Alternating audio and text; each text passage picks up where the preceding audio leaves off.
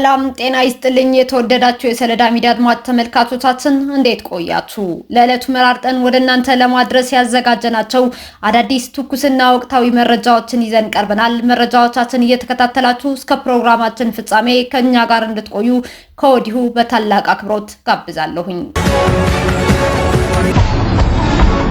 ኢትዮጵያ የባህር በር ያጣችው በባዳዎችና ባንዳዎች እኩይ ተግባር ነው ሲሉ የቀድሞ የባህር ኃይል አባል ፒቲ ኦፊሰር ፈረደ ፍትሐነገስት ገለጹ።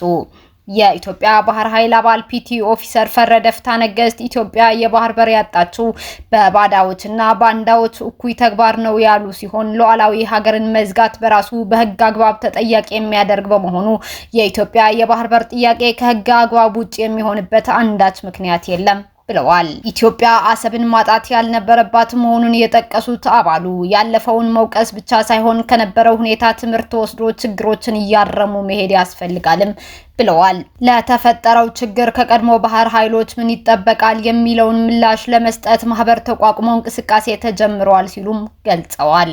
ፒቲ ኦፊሰር ፈረደ ፍትሐነገስት አያይዘው እንዳሉትም ለ36 ዓመታት በጠንካራ መሰረት ላይ የተገነባ ባህር ኃይል ማፍረስ በሀገር ላይ የተሰነዘረ ከባድ ጥቃት ነው ብለዋል። መረጃው ከጋዜጣ ፕላስ የተገኘ ነው። ኢትዮጵያና ኮንጎ ሪፐብሊክ በወታደራዊ መስኮች ዙሪያ በትብብር ለመስራት የመግባቢያ ስምምነት ተፈራረሙ። ሁለት ሀገራት በመከላከያ ጠቅላይ መምሪያ የሁለትዮሽ ውይይት ካካሄዱ በኋላ በጋራ ለመስራት በሚቻልባቸው ወታደራዊ ጉዳዮች ዙሪያ ተፈራርመዋል። የኢትዮጵያና የኮንጎ ሪፐብሊክ ዲፕሎማሲያዊ ግንኙነት በይፋ የተመሰረተው ኮንጎ ነፃነቷን ካገኘች በኋላ ነው። ኢትዮጵያ በወቅቱ በአፍሪካ የነፃነት ንቅናቄ ውስጥ ትልቅ ሚና የነበራት በመሆኗ ኮንጎ ሪፐብሊክ ነፃነቷን ባገኘችበት በ1960ዎቹ መጀመሪያ ዲፕሎማሲያዊ ግንኙነቷን በይፋ መስርታለች። ግንኙነቱ በዋናነት የተጀመረው በዓለም አቀፍ መድረኮች በተለይም በአዲስ አበባ በተመሰረተው በቀድሞው የአፍሪካ አንድነት ድርጅት ኦኤዩ እና በአሁኑ የአፍሪካ ህብረት ኤዩ ማዕቀፍ ውስጥ ነው። የኢፌድሪ መከላከያ ሚኒስትር ኢንጂነር አይሻ መሐመድ ኢትዮጵያና ኮንጎ ሪፐብሊክ ረጅም ዓመታትን ያስቆጠረ ጠንካራ ዲፕሎማሲያዊ ግንኙነት እንዳላቸው ገልጸዋል።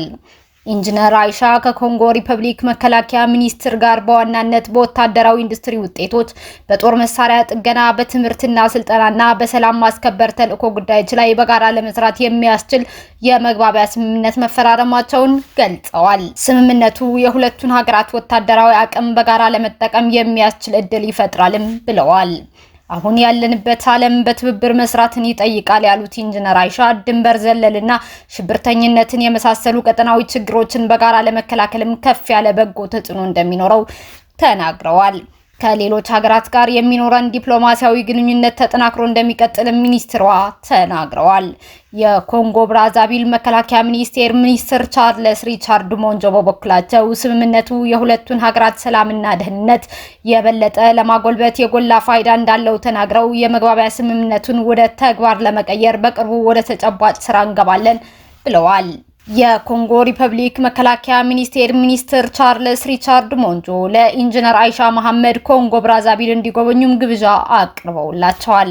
የመከላከያ ሚኒስትር ኢንጂነር አይሻ መሐመድ ለኮንጎ ሪፐብሊክ መከላከያ ሚኒስትር የተለያዩ ስጦታዎችን ያበረከቱ ሲሆን በተመሳሳይም የኮንጎ መከላከያ ሚኒስትር ቻርልስ ሪቻርድ ሞንጆ ያዘጋጇቸውን ስጦታዎች ለሚኒስትሯ ሰጥተዋል። መረጃው የኢፌድሪ መከላከያ ሰራዊት አዘግቦታል።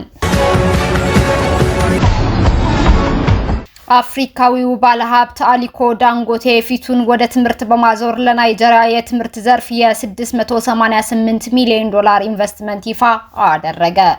በአፍሪካዊው ቢሊዮነር በአሊኮ ዳንጎቴ የሚመራው አሊኮ ዳንጎቴ ፋውንዴሽን የናይጄሪያን የትምህርት ዘርፍ በሚቀጥሉት 10 ዓመታት ለማጠናከር ታሪካዊ የሆነ የ$688 ሚሊዮን ኢንቨስትመንት ይፋ አድርጓል። ይህ የረጅም ጊዜ ቁርጠኝነት የመማሪያ መሰረተ ልማትን ለማሳደግ፣ ጥራት ያለው ትምህርት ተደራሽነትን ለማስፋትና በሚሊዮን የሚቆጠሩ ወጣት ናይጄሪያውያንን የሚያበረታታ ማሻሻያዎችን ለመደገፍ ያለመ ነው። በዚህ እርምጃ ዳንጎቴ ትምህርትን ለሀገር ልማትና ለወደፊት ብልጽግና ቁልፍ መሪ አድርጎ ያስቀምጣልም ተብሏል። ኪም ጆንግ ኡን ከሩሲያ የውጊያ ስምሪት የተመለሱ የኮሪያ ወታደሮችን አወደሱ። የሰሜን ኮሪያው መሪ በሩሲያ የኩርስክ ክልል ለ120 ቀናት የባህር ማዶ ስምሪቱን አጠናቆ ለተመለሰው የጦር ምህንድስና ክፍል በተዘጋጀ አቀባበል ስነ ስርዓት ላይ ተገኝተዋል። ወታደሮቹ በሩሲያ የውጊያና የምህንድስና ተልእኮችን ሲያካሂዱ ጀብዱ በማሳየታቸውና ከገዢው ፓርቲ የተሰጣቸውን ትዕዛዝ በመፈጸማቸውም ተወድሷል ተብሏል። በአሜሪካ ፍሎሪዳ ሰማይ ላይ አስደናቂ የአየር ላይ ትዕይንት ተካሄደ።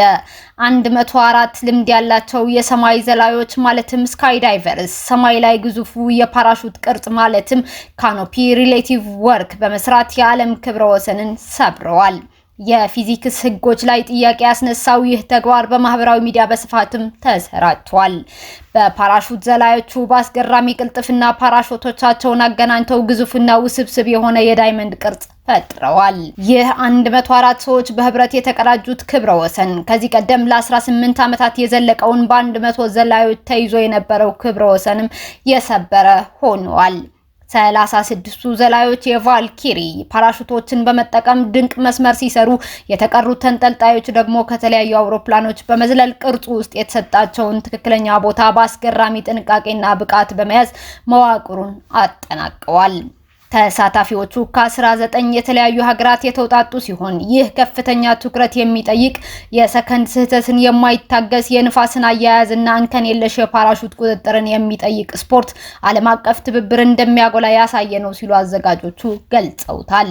ስፖርቱ የዓመታት ስልጠናን የሚጠይቅ ነው። ዘላዮቹ የአየሩን ነውጥ መቋቋም፣ በከባድ ጭነት ስር ሆኖ ሳይላቀቁ እርስ በርስ መያያዝንና ፓራሹቱ በሰዓት ከ30 እስከ 50 ኪሎ ሜትር በሆነ ፍጥነት በሚወርድበት ጊዜ ተቀናጅቶ መንቀሳቀስ ይጠበቅባቸዋል።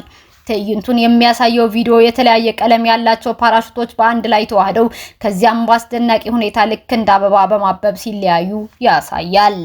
አዘጋጆቹ በማህበራዊ ሚዲያ ገጻቸው ላይ ባሰፈሩት መልእክት እነዚህ አስደናቂ 104 ሰዎች የዓለም ክብረ ወሰንን በመስበራቸው እናመሰግናለን። ይህንን ታሪካዊ ቅርጽ ለገነባችሁ ሁሉ እንኳን ደስ አላችሁ፣ የማይረሳ ነገር ፈጥራችኋልና ብለዋል። እስካሁን አብራችሁን ከኛ ጋር ስለነበራችሁ እያመሰገንኩኝ በሌሎች መረጃዎች እስክንመለስ እንደተለመደው የሶሎዳ ሚዲያ ቤተሰብ በመሆን ላይክ፣ ሼር፣ ሰብስክራይብ ማድረጋችሁን አትርሱ።